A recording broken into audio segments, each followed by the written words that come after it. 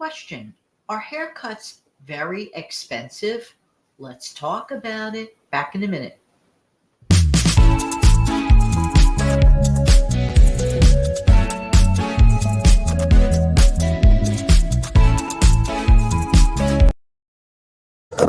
Hi, this is Jan from New York City. My channel name is Jan from New York City Saves Money, and I love, love, love helping people keep some more of their own hard earned money. How's everybody doing today?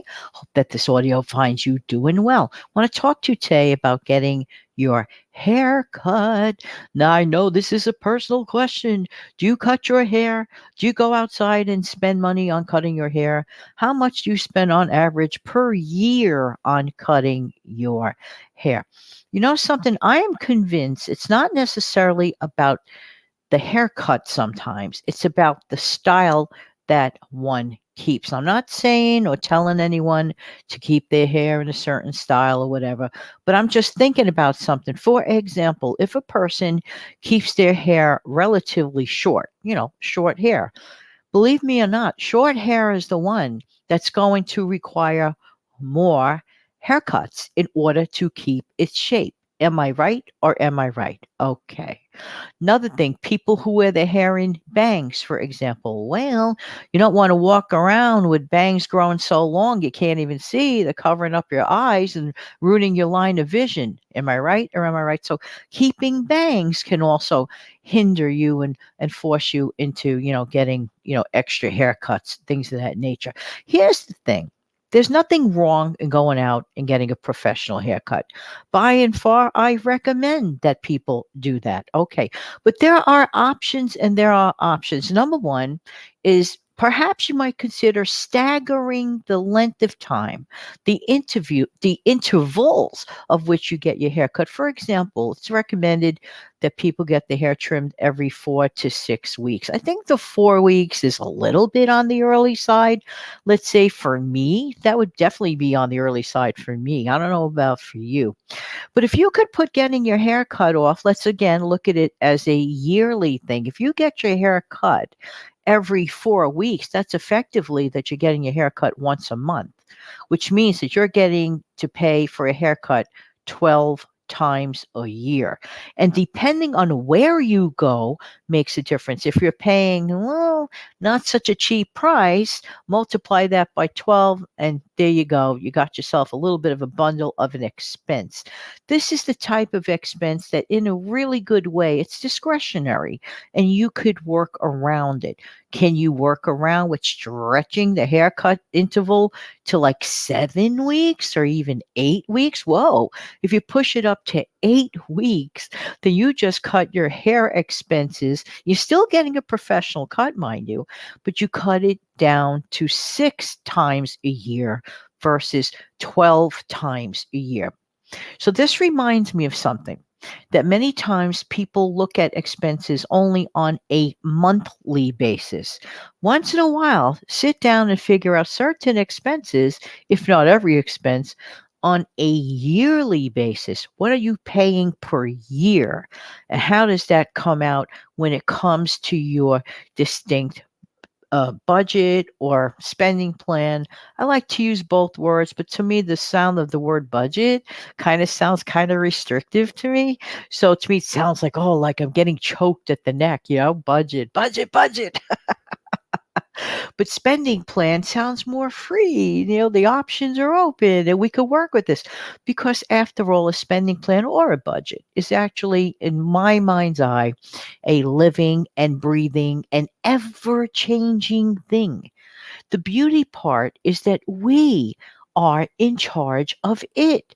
Many people think that the budget, the spending plan, is in charge of us. That could not be further from the truth.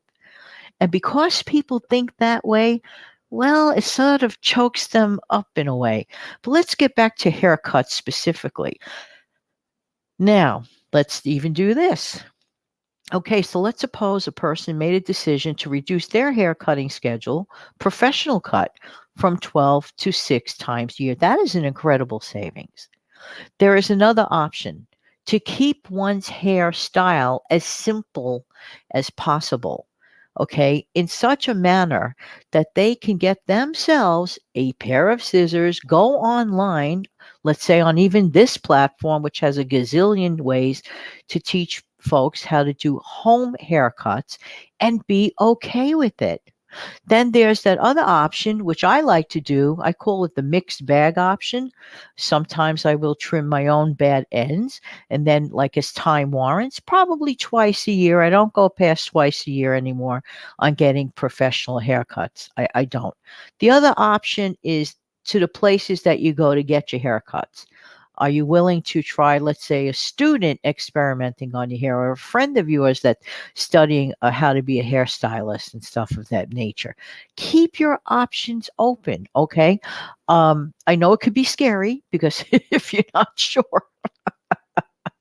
then you might even just decide to stay with your regular hair cutter and just do it less often. What can you do about reducing the cost just in that one area? For example, if you stay laser focused on, well, you know what, I'm going to figure out a way on how do I reduce my costs for getting haircuts. Nothing wrong with getting haircuts. We need to get our haircuts, et cetera, et cetera. It makes you feel good about things or whatever. Now, there is an area that I will never pay an outsider to do. I'm just telling you how I feel. Does that mean everybody's going to agree with it? Not really. However, I never let an outsider color my hair. I prefer to pick out my own brand. I prefer to pick out my own color. I prefer to keep it on as long as I want or as little as I want. And as I've gotten older, I actually have stopped coloring my hair, if you will, about a couple of years ago. Does that mean I'll never ever do it again? Not really.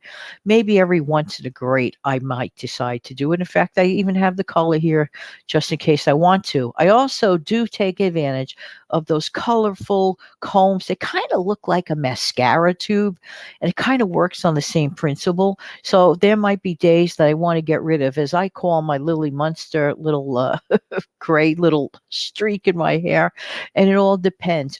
But getting back to working with your hair and or slash nails, could you, apply the same rules to your nail care as well. But if you're looking to really an easy way to cut back, think about how do you manage your hair care. Some people don't pay attention to it. Maybe this is the day that you might consider sitting down, taking out that calculator, and figuring out how much money every single year goes to your hair care and what can you do to reduce it. Not to mention the expensive shampoos and stuff. Can you find a good quality shampoo for a song? If you look around, you just may luck out. I just thought I'd mention that today. And by the way, if you found any value at all in this video, thank you for smashing down the like button. It helps raise it in the algorithm. And please share this video and consider subscribing to the channel. Have an amazing, fantastic day.